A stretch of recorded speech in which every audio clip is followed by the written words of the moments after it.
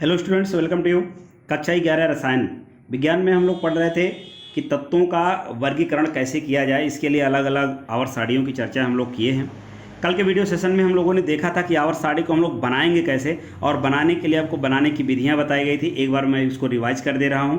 हम लोगों ने देखा था कैसे हम लोग आवर्त सारणी को बनाएंगे। सबसे पहले हम लोगों ने देखा था कि एक लाइन यहाँ पे खींचते हैं, फिर उस लाइन को हम लोग ऐसे वर्टिकल इस तरह से यहाँ पहुँचाते हैं, फिर उसी तरह से एक पिलर यहाँ की तरफ लगाते हैं, फिर ऐसे इसको जोड़ते हैं और टोटल इसे 7 खानों में डिवाइड करने के बाद फिर एक को छोड़ करके फिर दूसरा खींचते हैं, फिर उसे डिवाइड करते हैं। उसी तरह से यहाँ एक को छोड़ करके 6 कॉलम टोटल हम लोग बनाते हैं, फिर ऐसे डिवाइड करते हैं। शेष जो बचा हुआ था 10 कॉलम यहाँ पे था, और शेष लेंथेनॉइड और रेक्टेनॉइड NEF ब्लॉक के तत्वों को डिवाइड करने के लिए नीचे दिया गया था। इस तरह से एक आवर्त सारणी बनी हुई थी। उस आवर्त सारणी को बनने में जो भी थी आपको रटने की आवश्यकता नहीं है, बस 2 बार 3 बार आप घर पे प्रैक्टिस करेंगे, समझ लेंगे। आप पिछला वीडियो को देख लेंगे कैसे बनाया गया था। इसके आधार पर आप बिना देखे हुए आवर्त सारणी को बना सकते हैं।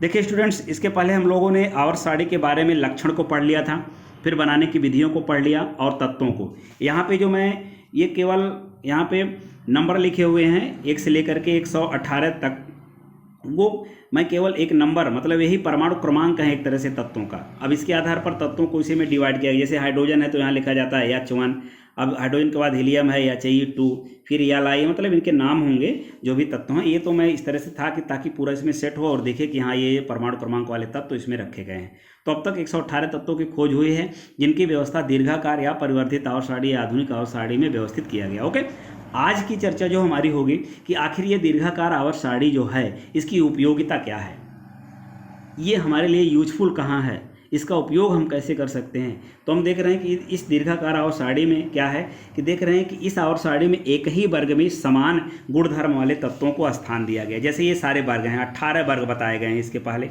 देख रहे हैं यहाँ से लेकर के 1 2 3 4 5 6 7 8 9 10 से लेकर 18 वर्ग। तो इस आवर्त सारणी की पहली विशेषता तो ये हो गई कि एक वर्ग या समूह में एक समान गुणधर्म वाले तत्वों को रखा गया। जैसे अब यहाँ की अगर बात करें तो यहाँ देख रहे हैं यहाँ हीलियम रखा गया है, इसके अलावा यहाँ नियान है, क्रिप्टन है, आर्गन है, फिर क्रिप्टन है, जेनॉन है, रेडॉन। ये एक ही गुणधर्म वाले तत्व हैं, मतलब ये क्या हैं, अक्रिय गैस हैं। ये जो है अक्रिय गैस हैं, शून्य समूह के तत्व हैं। अक्रिय गैस क्यों हैं? क्योंकि इनके बाह्यतम कोश में स्थान अब नहीं बचा हुआ इलेक्ट्रॉन आने जाने के लिए, तो इलेक्ट्रॉन इनके बाहरी कक्षाओं में एकदम फुलफिल हैं, ये अष्टक नियम का पालन कर रहे हैं। बाह्यतम कोश में इलेक्ट्रॉन के लिए अब जगह नहीं है, अर्थात ये अक्रिय हैं, मतलब वो किसी भी पदार्थ से क्रिया नहीं कर सकते, किसी भी तत्व के साथ वो अपने आप को जुड़ाव नहीं कर सकते। और प्रत्येक तत्व की यह गुण होता है कि वो अक्रिय गैस की रचना ही प्राप्त करने के लिए वो साझा करता है इलेक्ट्रॉनों का लेन देन, या फिर वो ट्रांसफ़र करता है, या फिर वो और भी तमाम बंध बनाते हैं। तो अक्रिय गैस, तो इस तरह से एक गुणधर्म वाले तत्वों को रखा गया। अब जैसे अगर हम बात कर रहे हैं, यहाँ देख लें, इधर से चल रहे हैं, तो अगर हम इस वर्ग की देख लें, 17वें वर्ग की बात कर लें, तो यहाँ से देख रहे हैं 9 17 35 53 85 117। ये जो संख्या है परमाणु क्रमांक वाले तत्व जो भी हैं, ये फ्लोरीन है, ये क्लोरीन है, ये ब्रोमीन है, ये आयोडीन है, ये इस तरह से ये देख रहे हैं एस्टेटिक। तो ये जो बात की गई यहाँ पे, तो हम देख रहे हैं कि यहाँ पे एक ही गुणधर्म वाले हैं, और इनको जो है सामूहिक रूप से हैलोजन के नाम से जानता है। हैलोजन के नाम से जाना जाता है। एक एक वर्गों का पूरा डिटेल हम लोग पढ़ना यहाँ शुरू करेंगे। फर्स्ट ईयर में यस ब्लॉक के दोनों वर्गों का पूरा डिटेल पढ़ेंगे, गुणधर्म पढ़ेंगे, इनसे बनने वाले यौगिक को पढ़ेंगे। पी ब्लॉक में भी वर्ग 13 14 को हम लोग 11 में ही पढ़ेंगे, फिर 15 16 17 18 को हम लोग 12 में पढ़ेंगे। तो एक ही गुणधर्म वाले तत्वों को एक वर्ग में रखा गया, ये इस आवर्त सारणी की विशेषता है, ये इसकी उपयोगिता है। दूसरी क्या है कि इस आवर्त सारणी में वर्ग 18 अर्थात शून्य समूह को अलग अक्रिय गैस के रूप में रखा गया। इसकी चर्चा अभी मैं किया हूँ। जो 18वां समूह है अर्थात शून्य समूह है, वो अक्रिय गैस के नाम से जाना जाता है। फिर देख रहे हैं इलेक्ट्रॉनिक विन्यास के आधार पर इस आवर्त सारणी में SPD तथा 4 ब्लॉकों में अलग अलग बांट दिया गया। SPD तथा F, देखिए SPD तथा F 4 ब्लॉकों में इसको बांटा गया है, और जो ये वैज्ञानिक दृष्टिकोण से सही है। देख रहे हैं ये आपका S ब्लॉक है, ये 6 आपके B ब्लॉक हैं, ये 10 आपके D ब्लॉक हैं, ये नीचे आपका 2 जो है F ब्लॉक है। तो S P D और F इस तरह से 4 ब्लॉक में डिवाइड किया गया। अच्छी बात। फिर देख रहे हैं इसके दोष क्या हैं, थोड़ी दोष की हम लोग चर्चा करते हैं कि इसकी भी कुछ कमियां थी। मूल आवर्त सारणी में कमियां थी, दूर किया गया, संशोधित आवर्त सारणी लाया गया। संशोधित आवर्त सारणी में कमियां आई, दूर किया गया, आधुनिक आवर्त नियम के आधार पर आधुनिक आवर्त सारणी लाई गई। फिर भी इसमें कुछ कमियां रह गई और इन कमियों की चर्चा मैं पिछली बार भी कर चुका था और अभी भी एक बार कर रहा हूं। कमियां वही हैं, इसमें देख रहे हैं कि इस आवर्त सारणी में भी हाइड्रोजन का स्थान निश्चित नहीं है। इसके पहले भी दोष था और यहाँ भी हाइड्रोजन का स्थान निश्चित नहीं। अब आप कहेंगे कि सर कि हाइड्रोजन जो है पहले में रखा गया कहीं निश्चित नहीं है। हाइड्रोजन तो पहले में है ही है, इसके अलावा ये 17वें समूह में भी हाइड्रोजनों के साथ भी हाइड्रोजन को रखा गया है। कैसे रखा गया है इसकी चर्चा हम लोग जब हम एक एक वर्ग की बात करेंगे वहाँ करेंगे। फिलहाल एक तर्क के आधार पर हम देख लें, जैसे हाइड्रोजन को देख रहे हैं, हाइड्रोजन का परमाणु क्रमांक 1 है और इलेक्ट्रॉनिक विन्यास के आधार पे हम दो लोग देख रहे हैं कि अगर इसको 1 इलेक्ट्रॉन और मिल जाए तो इसके 2 हो जाएंगे, यानी ये अक्रिय गैस की रचना को प्राप्त कर लेगा।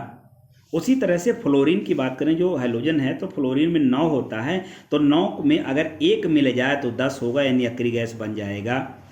क्लोरीन देख रहे हैं 17 है क्लोरीन का, तो 17 को अगर 1 मिल जाए तो 18 यानी आर्गन की रचना प्राप्त कर लेगा। तो इस तरह से इन गुणों के आधार पर हाइड्रोजन को यहाँ भी स्थान दिया गया, हाइड्रोजन को यहाँ भी स्थान दिया गया। तो इस तरह से, जबकि ये कमी है भाई, तत्व को जो 2 जगह बैठाना उचित नहीं। दूसरी बात है कि इस आवर्त सारणी का प्रमुख दोष यह है कि लैंथेनाइड और एक्टेनाइड श्रेणी के तत्वों को जो है मुक्त के जो मेन आवर्त सारणी है उसके नीचे स्थान दिया गया। ये देख रहे हैं नीचे की तरफ स्थान दे दिया गया, जबकि इसी में जगह देना चाहिए था। तो इस तरह से एक दोष यह इनका भी प्रमुख दोष है कि लैंथेनाइड और एक्टेनाइड को जो है ऊपर न स्थान देकर के मुख्य रूप से जो है मेन आवर्त सारणी में न देकर के किनारे पर दे दिया गया, नीचे दे दिया एक तरह से। तो इस तरह से ये दोष है प्रमुख रूप से। तो इस तरह से ये टोटल दोष इनके हैं जिनको हम लोगों ने देख लिया कि इसकी उपयोगिता कहाँ है और इसके दोष क्या क्या हैं। अब इस तरह से हमारी जो मूल आवर्त सारणी थी, मूल आवर्त नियम के आधार पर उसकी कमियों को दूर किया गया, संशोधित आवर्त सारणी लाई गई, उसकी कमियों को दूर किया गया, आधुनिक आवर्त नियम लाया गया, आधुनिक आवर्त नियम के आधार पर आधुनिक आवर्त सारणी लाई गई, उसके लक्षण देखे गए, बनाने की विधि देखी गई, फिर तत्वों को कैसे उसमें रखा गया 118 को उसको दिखाया गया, फिर उसके बाद उसकी क्या उपयोगिता है यानी आधुनिक आवर्त सारणी की उसको देखा गया, फिर उसके बाद आधुनिक आवर्त सारणी की उपयोगिता के बाद इसके भी कुछ दोष हैं, उन दोषों को भी देख लिया गया। इस तरह से जो आवर्ती वर्गीकरण है, जो तत्वों को बांटने के लिए आवर्त सारणियाँ बनाई गई, वो टॉपिक हमारा अब समाप्त हो चुका है। अब हम लोग, ये तो आवर्त सारणी के आधार पर तत्वों को बांटा गया है, अब हम लोग उसी 118 तत्वों को अलग अलग आधारों पर बांटेंगे, जिसमें सबसे पहला टॉपिक हमारा होगा इलेक्ट्रॉनिक विन्यास के आधार पर तत्वों का वर्गीकरण। तो ये टॉपिक हमारा नेक्स्ट वीडियो में होगा। तब तक आप इलेक्ट्रॉनिक विन्यास जो कि पिछली कक्षाओं में हो चुके हैं उनको आप एक बार रिवीजन कर लेंगे। हालांकि शुरू करने के पहले इलेक्ट्रॉनिक विन्यास की चर्चा हम लोग एक बार पुनः करेंगे और उसके आधार पर हम लोग देखेंगे कि कैसे पूरे तत्वों को समूहों में बांटा गया, और उनको बांटने के बाद फिर हम लोग देखेंगे कि जो 100 से अधिक के तत्व हैं उनको, उनका क्लासिफिकेशन, उनका नामकलेचन, नामकरण कैसे करेंगे उसकी भी चर्चा करेंगे। लेकिन कल के वीडियो सेशन में हम लोग केवल अभी ये देखेंगे कि इलेक्ट्रॉनिक विन्यास के आधार पर तत्वों को कैसे बांटा जाएगा। ठीक है, तब तक के लिए धन्यवाद, थैंक यू।